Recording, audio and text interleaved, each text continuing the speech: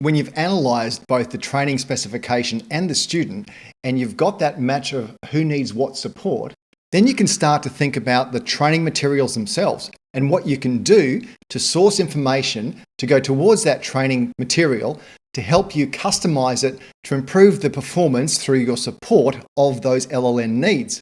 Now remember, the rule of thumb is that if it's more than 2 core skill levels below what the training specification requires, we will need to go external to try and get some more help for that student before they can undertake your course.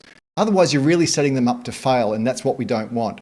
However, if it's just 1 core level of discrepancy, we can often support them by simply making small adjustments to the way we already train to incorporate some additional activities or even varying the actual resources we do use so that they find it much easier to get to the level they need to complete that particular unit of competency. The resource we'll have a look at here will be a PowerPoint.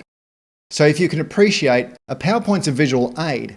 And of course, that's not going to be the perfect resource to plan for any situation, but it can help with maybe learners who find it difficult to read, or maybe learners who find it difficult to understand language concepts.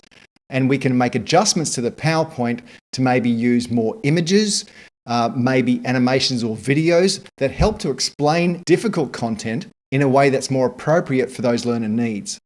Additionally, you can think about the learning core skill a bit separately here, because that is mainly underpinning a person's individual ability to use their learning strategies, figure out how they learn best, and then following that. So to help people with a learning core skill deficiency, there is ample room for you to provide key skills information about how to study, when to study, what things they can look up, and how they can actually progress with their self-paced learning that they might do. So let's now just take a quick look at the PowerPoint example that we'll run through. In this example, let's say we've used this as the assessment of the following unit. It's a workplace health and safety unit at a level 4. Learning, reading, and oral communication are all at a level 4, with writing and numeracy at a level 3. And let's say, for argument's sake, we have a learner whose reading and oral communication skills are at a level 3. So our focus with improving this particular training aid will be to support reading and oral communication. So to start with, I'll simply look through the slides to see if there's anything that might stand out to me as potentially difficult for someone with a level 3 reading. At first glance, I would say not. The writing seems to be in plain English, which is generally considered to be a 15-year-old's reading level, and there's no reference here to the requirement for oral communication. So what we will do is consider an activity that will enhance both of those skills in the class itself. So if I go to slide 3 here, it poses a question, which is, what does a consultative arrangement look like? And there's 4 examples on the right. We can turn this into an activity that would promote both reading and oral communication. So I've inserted a slide with the same caption on it and a blank space here to provide some reference to the activity I'd like to run. In the notes page, you can see here that I've created an activity where people will be paired up, come up with a list of dot points, and then summarize the key points.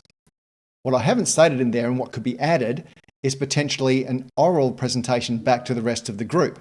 So to keep in line with the design of these slides, I'm going to quickly come up with some icons that represent brainstorming and another one that represents speaking.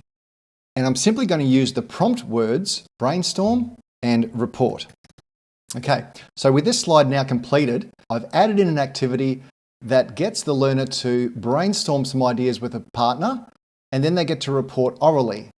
Now, because I know this particular learner, I'll make sure in the class or in the session plan that I write for this class that that learner has to be asked to be the person who reports back to the rest of the group. By doing this, this pushes the capabilities of the student at level 3 to see if they can start to understand the importance of being able to share WHS information in a consultative way. So that's one way we can improve a training aid to support a particular learner. The other is with advice or other information we can provide to the learner to support them. With oral communication and reading, let's have a look at some places we can go to get some more support ideas. The website Skillwise is linked from the Reading Writing Hotline resources. When clicking on the reading and writing resource, we see that it also talks about listening and speaking. So this resource would suit both the reading capabilities and the speaking and listening or oral communication capabilities that we're looking at improving for this particular student. So you can now make these resources available to your student to help them prepare for the class or to at least improve somewhat prior to attending your class, in addition to the changes that you're going to make to the training materials to support their learning.